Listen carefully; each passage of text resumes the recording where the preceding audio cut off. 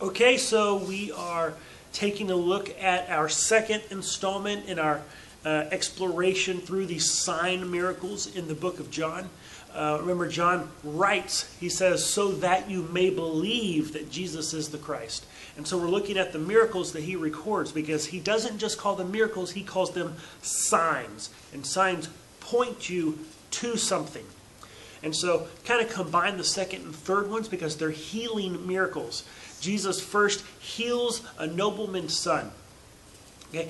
Jesus is going along. The guy comes and says, hey, come with me. My son is sick and he will die if you do not heal him. And Jesus heals the man's son and he goes back so that his servants meet him halfway. The next day, I mean, this was a multiple day journey. His servants meet him the next day and they say, your son is alive. He is completely healed. And he asks what time it happened, and it happened at the same time Jesus had told him, your son is well. And so we see Jesus has power over life.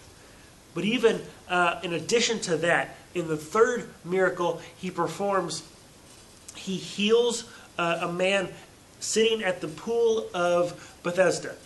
Now apparently the way the tradition was is that an angel would stir the waters of the pool and the first person to jump in would be healed. And this guy was paralyzed, so he couldn't get in. He had no one to help him into the pool. So Jesus heals him and he tells him, take up your mat and go, and he goes. But then the Pharisees see him carrying his mat, and he gets in trouble. And so what's interesting to notice in this, because it was the Sabbath, they say, you're working, you're not supposed to carry something on the Sabbath. And it causes this whole big stink.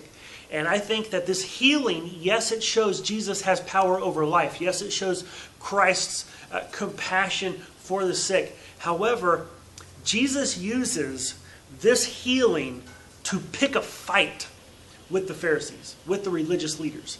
He didn't have to heal him on the Sabbath, and he didn't have to tell him, pick up your mat, carry it with you.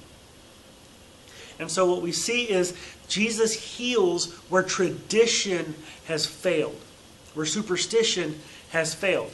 And then he uses the healing to pick a fight with the religious leaders because he is exposing how they have corrupted the Sabbath.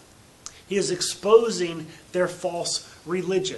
And he's saying that I am greater than your failed and false religion. Because the rule about him carrying his mat that he'd been laying on, that's not from the Bible.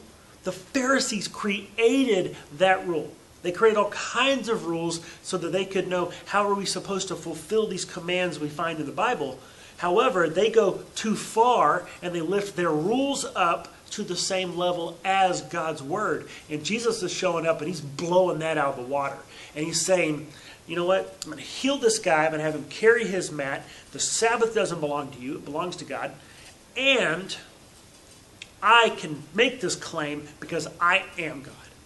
And so we see again Jesus using his power and then using the situation to declare who he is.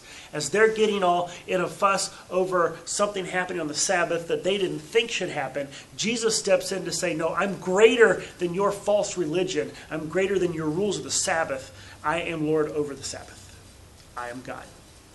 And so again, we see example made, statement made that Jesus is not just a good teacher. He's not just some rabbi that had some nice ideas to live by. He is God incarnate. He's the Son of God come to take away the sin of the world.